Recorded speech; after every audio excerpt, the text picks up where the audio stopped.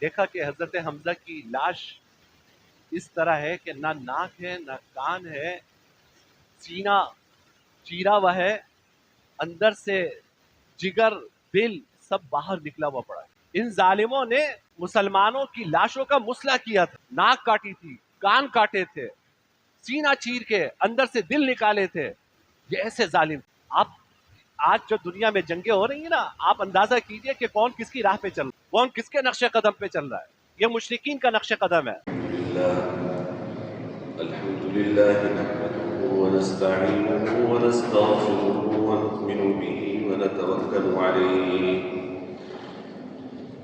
ونعوذ بالله من شرور أنفسنا ومن سيئات أعمالنا من يهده الله فلا مضل له ومن يضلله فلا هادي له ونشهد أن لا إله إلا الله ونشهد أن سيدنا وسندنا وحبيبنا ومولانا محمدا عبده ورسوله صلى الله تعالى عليه وعلى آله وصحبه أجمعين أما بعد برادران عزیز، بزرگان محترم، غزوہ احد کا بیان چل رہا تھا۔ میں نے پچھلے جمعے عرض کیا تھا کہ اللہ تعالیٰ نے ابتدا میں مسلمانوں کو فتح عطا فرمائی، لیکن مسلمانوں سے غلطی ہو گئی اور اس غلطی کی وجہ سے یہ فتح شکست میں تبدیل ہو گئی۔ وہ غلطی یہ ہوئی کہ جناب نبی کریم صلی اللہ علیہ وسلم نے حضرات صحابہ کرام کی ایک جماعت کو حضرت عبداللہ بن جبیر کی قیادت میں ایک چھوٹی سی پہاڑی جو سمجھیے کہ میدان جنگ میں آپ کی پشت کی طرف تھی، اس پر مقرر فرمایا تھا اور فرمایا تھا کہ یہ جگہ خالی مت کرو، بلکہ یہاں تک فرمایا تھا کہ اگر تم یہ دیکھو کہ پرندے ہمارا گوشت نوچ کے لے جا رہے ہیں تو بھی تم یہ جگہ خالی مت کرو۔ جنگی حکمت عملی تھی آپ کی، آپ صرف نبی اور رسول نہیں تھے، آپ سپاہ سالار اعظم بھی تھے۔ دنیا آج بھی اپنی جنگوں کی اسٹریٹجی جناب نبی کریم صلی اللہ علیہ وسلم کی جنگوں کو دیکھ کر بناتی ہے۔ تو آپ نے وہ مقرر کیا۔ جب مسلمانوں کو فتح ہوئی، دشمن بھاگنے لگا، میدان چھوڑ کے بھاگ گیا، تو جب انہوں نے دیکھا کہ نیچے جو میدان جہاد میں مسلمان ہیں وہ مال غنیمت جمع کرنے میں لگے ہوئے ہیں، تو انہوں نے اپنے ذہن سے ایک فیصلہ کیا۔ انہوں نے کہا کہ دیکھو حضور کا مقصد تو یہاں پہ ہمیں روکنے کا یہ تھا کہ جہاد جب تک چل رہا ہو تم یہاں رہنا، اب تو دشمن بھاگ گیا ہے، تو اب ہمیں یہاں رہنے کی کیا ضرورت ہے۔ ان کے جو امیر تھے حضرت عبداللہ بن جبیر، انہوں نے بہت روکا بھی، لیکن لوگوں نے مانا نہیں۔ 70 میں سے 60 عبداللہ بن جبیر اور 10 لوگ اس چھوٹی سی پہاڑی پہ رہ گئے۔ یہ اللہ کے رسول کے حکم کی خلاف ورزی ہوئی تھی، تو اس کا خمیازہ مسلمانوں کو بھگتنا پڑا۔ حضرت خالد بن ولید رضی اللہ عنہ جو اس وقت مسلمان نہیں تھے اور قریش کے لشکر کے ساتھ مسلمانوں سے لڑنے آئے تھے، اور بہت بڑے اس وقت بھی سپہ سالار تھے، انہوں نے دیکھا کہ وہ چوٹی خالی نظر آ رہی ہے، تو وہ پیچھے سے گھوم کر لشکر لے کر اس چوٹی سے پھر حملہ آور ہوئے مسلمانوں۔ آپ یہ مسلمان یہ سمجھ رہے تھے کہ دشمن سامنے سے آئے گا، سامنے سے تو بھاگ گیا، ان کو یہ خبر نہیں تھی کہ دشمن پیچھے سے حملہ آور ہو جائے گا۔ چنانچہ جب انہوں نے حملہ کیا تو اس پہاڑی چوٹی پہ جو 10 لوگ تھے وہ تو ویسے ہی شہید ہو گئے، اور پھر جنگ کا پانسا پلٹ گیا۔ 70 صحابہ شہید ہوئے، 64 حضرات انصار اور 6 حضرات مہاجرین 70 صحابہ شہید ہوئے، اور کچھ تو شہید ہو گئے، 3 طرح کے لوگ بچ گئے۔ کچھ لوگ مسلمانوں میں سے اس حملے کی تاب نہ لا سکے، وہ میدان چھوڑ کے بھاگے۔ کچھ لوگوں نے دیکھا کہ حضرت مصعب بن عمیر جو مسلمانوں کا جھنڈا لیے ہوئے تھے، ان کی حضور سے شباہت بہت زیادہ تھی، ان کی شکل حضور سے بہت ملتی تھی۔ انہوں نے دیکھا کہ حضرت مصعب بن عمیر شہید ہوئے تو لوگوں میں یہ خبر پھیل گئی کہ حضور شہید ہوئے۔ جب حضور کی شہادت کی خبر پھیل گئی تو کچھ لوگ مایوس ہو کے بیٹھ گئے کہ اب لڑنے کا کیا فائدہ، حضور تو رہے نہیں دنیا میں، ہم رہ کے کیا کریں گے۔ 2 جماعتیں تو یہ ہو گئی، ایک جماعت میدان چھوڑ کے چلی گئی، ایک جماعت مایوس ہو کے بیٹھ گئی۔ انہوں نے یہ سمجھا کہ حضور شہید ہو گئے، اور ایک چھوٹی سی جماعت حضور اکرم صلی اللہ علیہ وسلم کے گرد جاں بازوں کی رہی، جو حضور کی حفاظت کرتی رہی۔ ایک آگے بڑھتا شہید ہوتا، دوسرا آگے بڑھتا شہید ہوتا، تیسرا آگے بڑھتا شہید ہوتا، اپنی جانیں قربان کرتے رہے، جناب نبی یہ کریم صلی اللہ علیہ وسلم کی حفاظت کرتے رہے۔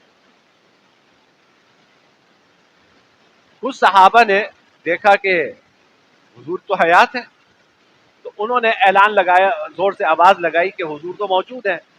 چنانچہ پھر جو مایوس ہو کے بیٹھ گئے تھے ان کی ہمت بندھی، پھر وہ بھی آ گئے، پھر جو باہر چلے گئے تھے وہ بھی آ گئے۔ اس طرح دوبارہ دشمن پہ حملہ آور ہوئے اور دشمن کو پسپا کیا، اور جناب نبی یہ کریم صلی اللہ علیہ وسلم کو حفاظت سے ایک محفوظ جگہ پر صحابہ کرام نے پہنچا دی۔ لیکن بہت مشکل وقت تھا مسلمانوں پر۔ قرآن کریم نے سورہ آل عمران میں جگہ جگہ اس کی منظر کشی کی ہے۔ آپ ایک کافر تھا عتبہ بن ابی وقاص، اس کے بھائی حضرت سعد بن ابی وقاص عشرہ مبشرہ میں سے جلیل القدر صحابی ہیں۔ یہ کافر تھا عتبہ، اس نے پتھر مارا تاک کر، دیکھا کہ آپ کے گرد لوگ کم ہیں، تو اس نے پتھر مارا تاک کر جس سے جناب نبی یہ کریم صلی اللہ علیہ وسلم کا نیچے کا دندان مبارک شہید ہو گیا، آپ کا نیچے کا ہونٹ زخمی ہو گیا، اسے خون بہنے لگا۔ پھر ایک اور قریش کا پہلوان تھا، اس کا نام ابن قمیہ تھا، اس نے موقع تلاش کیا اور اس نے آ کے تلوار کا وار کیا، آپ کے ہونٹ پر وہ تلوار لگی، اس کی کڑیاں آپ کے رخسار مبارک سے اندر چلی گئی، رخسار زخمی ہو گیا، وہاں سے خون بہنے لگا۔ پھر یہ کڑی اندر سے حضرت ابو عبیدہ بن جراح رضی اللہ تعالیٰ عنہ نے اپنے دانتوں سے کھینچ کے نکالی، پیوست ہو گئی تھی رخسار مبارک میں، مسوڑوں میں، انہوں نے اپنے دانتوں سے کھینچ کر یہ کڑیاں نکالی، اور ان کے 2 دانت یہ کڑی نکالتے ہوئے ٹوٹے، حضرت ابو عبیدہ بن جراح رضی اللہ تعالیٰ عنہ۔ لیکن بہرحال حضرات صحابہ کرام نے جان نثاری کا حق ادا کر دیا۔ قرآن کریم کہتا ہے من المؤمنین رجال، سورہ احزاب میں من المؤمنین رجال صدقوا ما وعد اللہ ومنهم من قضى نحبہ ومنهم من ينتظر۔ مومنین میں سے ایسے صاحب عزیمت لوگ ہیں جنہوں نے اللہ سے جو وعدہ کیا تھا وہ اپنا وعدہ سچ کر دکھایا۔ اللہ تعریف کر رہا ہے، اللہ تعریف کر رہا ہے۔ منہم من قضا نحبہ، کسی نے اپنی نظر پوری کر لی، ومنہم من ینتظر، اور کچھ انتظار کر رہے ہیں کہ اللہ دوبارہ جب دشمن کا سامنا کروائیں گے تو پھر ہم اپنی داد شجاعت اس وقت دیں گے۔ وما بدلوا تبدیلا، ان میں ذرا سا بھی کوئی فرق نہیں آیا۔ اب یہ جو قرآن نے تمغہ دیا کہ منہم من قضا نحبہ، ان مومنین میں ایسے لوگ ہیں جنہوں نے اپنا وعدہ سچ کر دکھایا، اور انہوں نے اللہ سے جو نظر مانی تھی، وعدہ کیا تھا، وہ وعدہ پورا کر دیا. حضور سے پوچھا یا رسول اللہ یہ کون ہے؟ ایک صحابہ کہتے ہیں کہ ہمارے دل میں بڑی خواہش تھی کہ ہم حضور سے پوچھیں کہ اس کا مصداق کون ہے. اللہ تعالیٰ جس شخص کی تعریف کر رہے ہیں کہ جس نے اپنی نظر پوری کر لی وہ کون ہے؟ کہتے ہیں ہماری ہمت نہیں ہوتی تھی حضور سے پوچھنے کی. آپ کا رعب بھی تھا ایک. تو فرمایا کہ ایک دیہاتی آیا, ترمذی کی روایت ہے, ایک دیہاتی آیا. دیہاتی لوگ ادب و آداب سے ناواقف ہوتے ہیں, تو ہم نے کہا آج اچھا موقع ہے. ہم نے اس دیہاتی کو کہا کہ حضور سے تم پوچھو کہ منہم من قضا نحبا, وہ لوگ جنہوں نے اپنی نظر پوری کر لی اس کا مصداق کون ہے؟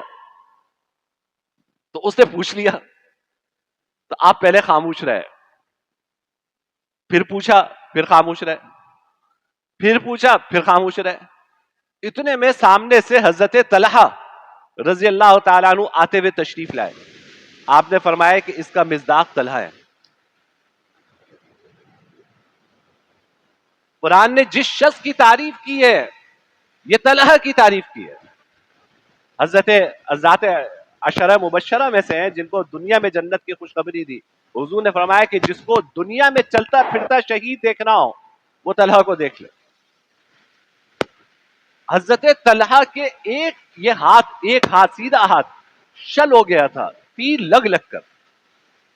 حضور کو بچا بچا کر جو تیر آتا تھا اس ہاتھ پہ لیتے تھے, جو تیر آتا تھا اس ہاتھ پہ لیتے تھے. ایک ہاتھ شل ہو گیا تھا. آپ نے فرمایا کہ احد کا جو دن ہے حقیقت یہ ہے کہ یہ دن تو طلحہ کا دن. حضرت انس رضی اللہ تعالیٰ عنہ کے چچا حضرت انس بن نضر جب دشمن نے دوبارہ حملہ کیا تو یہ بھی پیچھے چلے گئے. لیکن پھر ان کو خیال آیا, انہوں نے کہا کہ انہوں نے حضرت سعد سے کہا کہ سعد مجھے احد کے پہاڑوں سے جنت کی خوشبو آ رہی ہے, مجھے احد کے پہاڑوں سے جنت کی خوشبو آ رہی ہے, اور چلتے ہیں. تو یہ جو لوگ میدان چھوڑ کے چلے گئے تھے واپس آئے اور ایسی بہادری سے جم کے لڑے کہ جسم کے اوپر 80 زخم تھے. حضرت انس کہتے ہیں کہ میرے چچا کی لاش میری پھپھی نے انگلیوں کے پوروں سے پہچانی.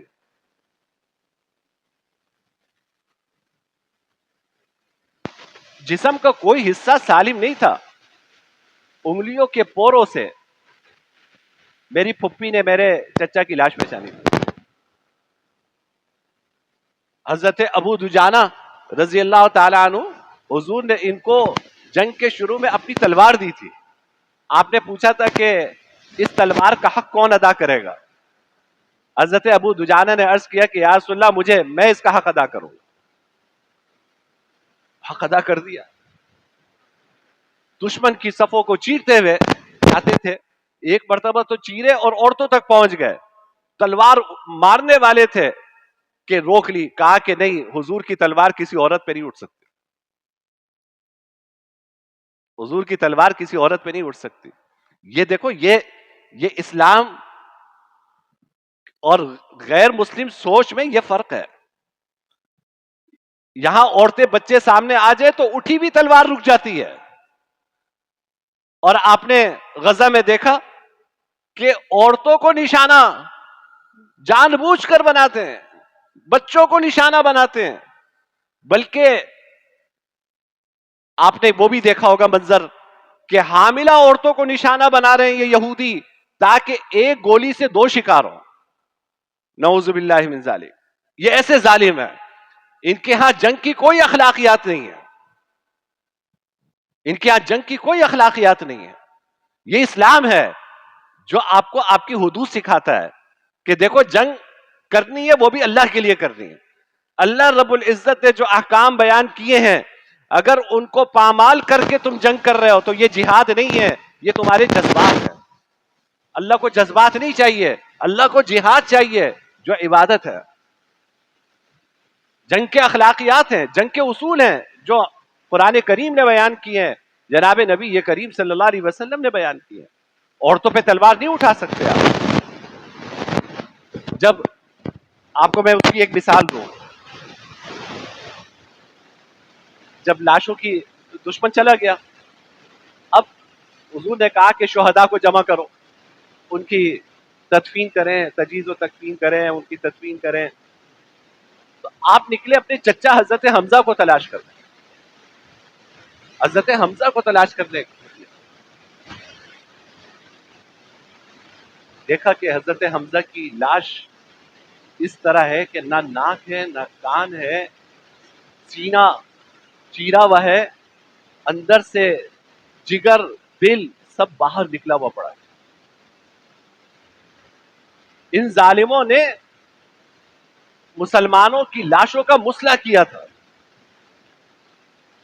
ناک کاٹی تھی، کان کاٹے تھے، سینہ چیر کے اندر سے دل نکالے تھے. یہ ایسے ظالم تھے.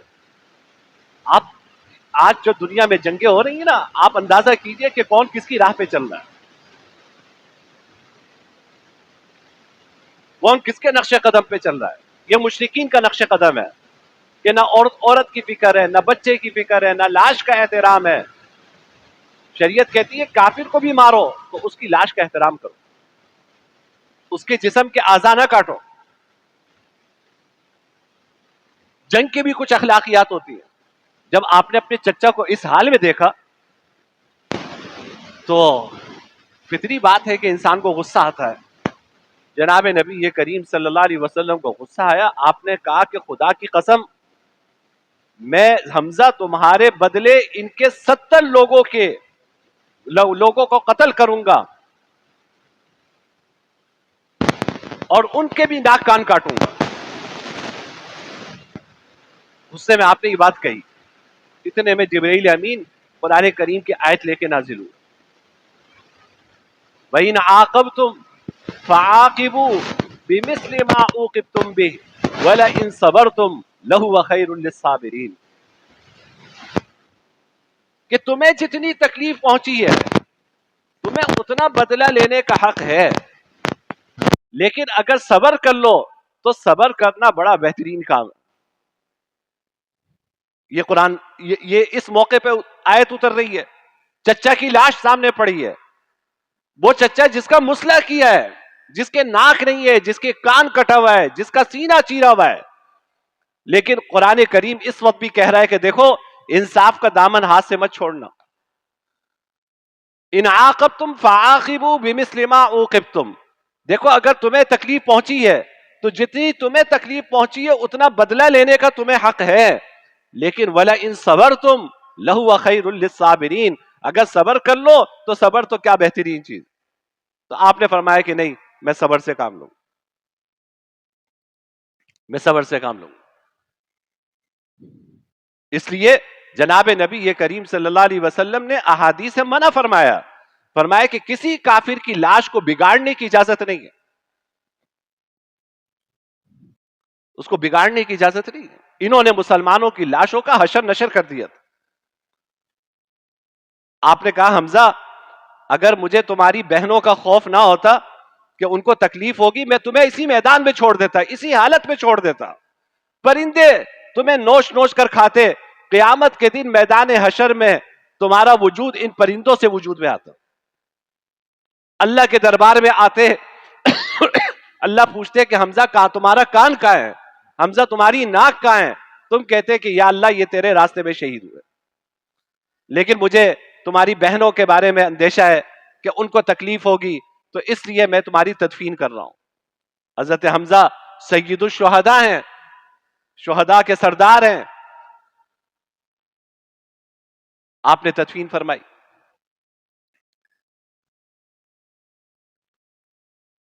بہرحال اللہ تعالیٰ نے یہ منظر دکھایا کہ دیکھو اگر رسول کی اطاعت نہیں کرو گے، رسول کی بات نہیں مانو گے تو دیکھو نقصان اٹھانا پڑے گا تم. چنانچہ مسلمانوں کو یہ نقصان اٹھانا پڑا. 70 لوگ شہید بھی ہوئے. اب قرآن کریم نے مسلمانوں کی یہ جو ماضی یہ واقعات ہو چکے ہیں، اب قرآن کریم نے مسلمانوں کی تسلی کے لیے سورہ آل عمران میں کئی آیات نازل فرمائی کہ دیکھو ہمت نہ ہارو، ولا تہینوا ولا تحزنوا وانتم الاعلون ان کنتم مؤمنین، کہ دیکھو ہمت نہ ہارو، غمگین مت ہو، تم ہی سر بلند رہو گے اگر تم ایمان پر قائم رہو گے. ان یمسسکم قرح فقد مس القوم قرح مثلہ، اگر غزوہ احد میں تمہیں زخم پہنچے ہیں تو غزوہ بدر میں کفار کو بھی تو زخم پہنچے تھے. تسلی دی کہ آج تمہیں زخم پہنچے ہیں تو یہ یاد کرو کہ آج سے 1 سال پہلے غزوہ بدر میں کفار کو بھی تو زخم پہنچے تھے. فَتِلْكَ الْأَيَّامُ نُدَاوِلُهَا بَيْنَ النَّاسِ، یہ وقت ہے ہم اس کو عدلتے بدلتے رہتے ہیں، کبھی کا دن بڑا کبھی کی رات بڑی. تو یہ دن ہیں جنہیں ہم عدلتے بدلتے رہتے ہیں. اور فرمایا کہ یہ سب کچھ ہم نے اس لیے کیا کہ ہم مسلمانوں کو آزمائیں. مسلمانوں کی ایک جماعت جو مایوس ہو کے بیٹھ گئی تھی کہ حضور شہید ہو گئے، اب ہمارے لڑنے کا کیا فائدہ، قرآن کریم نے ایک آیت اس پہ نازل کی کہ وما محمد الا رسول، اگر تمہیں حضور کی شہادت کی خبر ملے گی تو کیا تم ایمان و دین چھوڑ کے بیٹھ جاؤ گے؟ محمد تو ایک رسول ہیں، قد خلت من قبلہ الرسل، آپ سے پہلے بھی بہت سارے رسول گزر چکے ہیں. افئن مات او قتل انقلبتم علی اعقابکم، کیا اگر محمد وفات پا جائیں یا شہید ہو جائیں تو کیا تم ایمان سے پھر جاؤ گے؟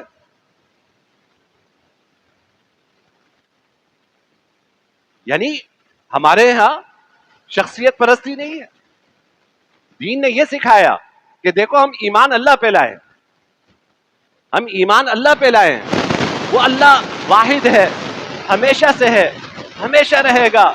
اس کائنات پہ اللہ کے جتنے نیک اور مقرب بندے ہیں وہ اللہ کے بندے ہی ہیں. ہم اللہ پر ایمان لائے ہیں. اگر رسول دنیا میں نہیں رہے تو کیا مطلب، اللہ پر ایمان چھوڑ دیں گے؟ اللہ پر ایمان پھر بھی رہے گا، اللہ کے فیصلے پہ راضی رہیں گے. تو قرآن کریم نے مسلمانوں کو تنبیہ کی کہ اس شخصیت پرستی سے باہر نکلو. یہ جو شخصیت پرستی، قبر پرستی، یہ جو ہمارے معاشرے میں پھیل گئی ہے، قرآن میں اس کی کوئی گنجائش نہیں، کوئی جگہ نہیں. اللہ کی ذات ہے جو باقی رہنے والی ہے. اللہ نے جس کی اطاعت کا حکم دیا ہے ہم اللہ کا حکم مان کر اس کی اطاعت کرتے ہیں. بس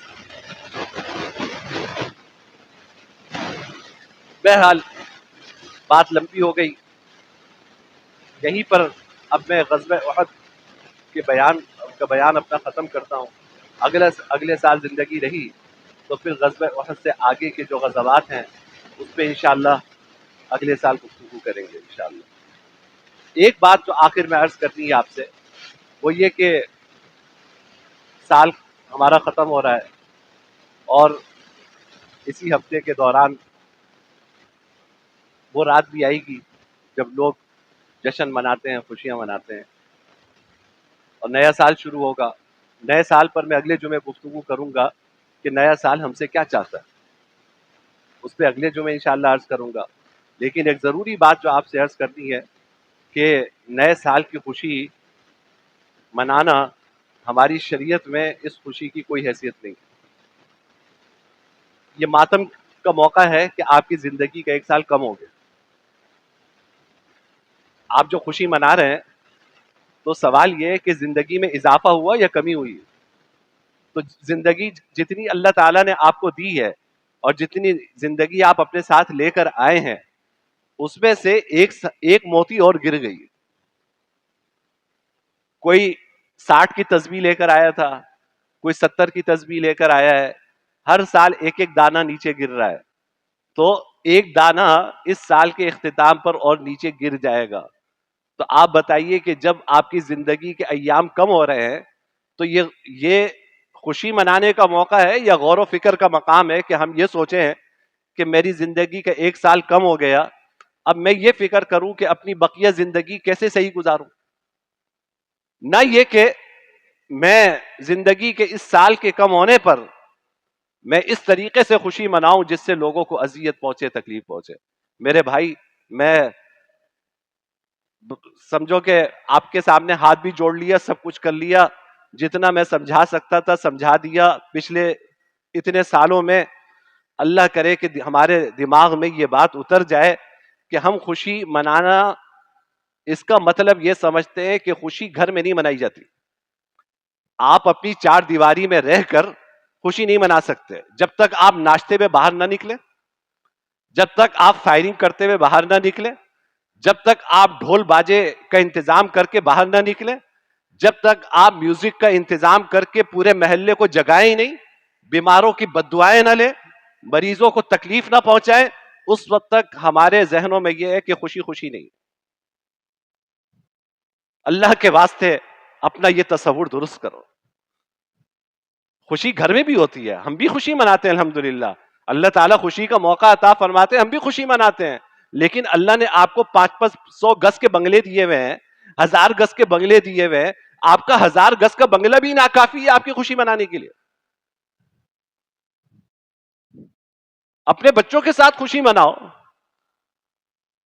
آپ جب تک پورے محلے کو جگائیں گے نہیں میوزک چلا کر, آپ کہتے ہیں یہ کیا خوشی ہوئی. اللہ کو ناراض کر کے ہم خوشی منانا, ہم کہتے ہیں کہ ہماری خوشی کب ہوگی جب اللہ کو ناراض کریں گے. آپ بتاؤ کسی مریض کو فائرنگ کر کے, جب آپ فائرنگ کریں گے, پٹاخے پھوڑیں گے, رات کو میوزک چلائیں گے, آپ بتاؤ کسی مریض کو سکون کی نیند آئے گی. میری بات آج ان لوگوں کو نہیں سمجھ میں آتی کہ جو اس بیماری کے مرحلے سے گزر نہیں رہے. اللہ نہ کرے, اللہ نہ کرے, جو آدمی یہ کام کر رہا ہے کل اس کے اوپر بھی یہ وقت آ سکتا ہے, وہ بھی بستر کے اوپر ہوگا, وہ بھی ایڑیا رگڑ رہا ہوگا, اس نے بھی نیند کی دوا کھائی ہوئی ہوگی, اور پھر کوئی آدمی فائرنگ کر رہا ہوگا. پھر میں آپ سے پوچھوں گا کہ اس فائرنگ سے آپ کو راحت ہوتی ہے یا تکلیف ہوتی ہے؟ کیوں اس وقت کا انتظار کر رہے ہو کہ ایسا وقت آئے گا پھر ہم سدھریں گے؟ وہ کیا سدھرنا ہے؟ اصل تو یہ وقت ہے کہ اللہ نے آپ کو جوانی بھی دی, اللہ نے آپ کو صحت بھی دی, اللہ نے آپ کو قوت بھی دی, اللہ نے آپ کو پیسہ بھی دیا, اللہ نے آپ کو دولت بھی دی. یہ ساری نعمتیں اللہ کی نافرمانی میں ہم استعمال نہ کریں, لوگوں کی بددعائیں لینے میں استعمال نہ کریں. اس لیے میری انتہائی ادب کے ساتھ آپ سب سے درخواست ہے کہ آپ خود اور اپنے بچوں کو سنبھالنا میری آپ کی ذمہ داری ہے. پیدا کر کے باہر پھینک دینا یہ جانور بھی کرتے ہیں. اگر آپ نے 10 بچے لے آئے اور باہر پھر رہے ہیں وہ, اور آپ کو نہیں پتا کہ کون کہاں ہے, تو یہ تو جانور بھی یہ کام کرتے ہیں. آپ نے کیا کیا؟ میں اگر انسان ہوں تو مجھے اپنے بچوں کی فکر ہونی چاہیے, مجھے ان کی تربیت کرنی ہے, مجھے ان کو اچھا انسان بنانا ہے, مجھے ان کو ایک انسانی معاشرے کا مہذب حصہ بنانا ہے. یہ میری ذمہ داری ہے. تو میں خود اور اپنے بچوں کو, میری پوری کوشش یہ ہونی چاہیے کہ ہم کسی قسم کا کوئی ایسا کام نہ کریں جس سے کسی کو اذیت پہنچے, کسی کو تکلیف پہنچے, اور کسی کی بددعائیں ہم لیں. اللہ تعالی ہم سب کی حفاظت فرمائے, اللہ پاک ہمیں سمجھ نصیب فرمائے. وآخر دعوانا الحمدللہ.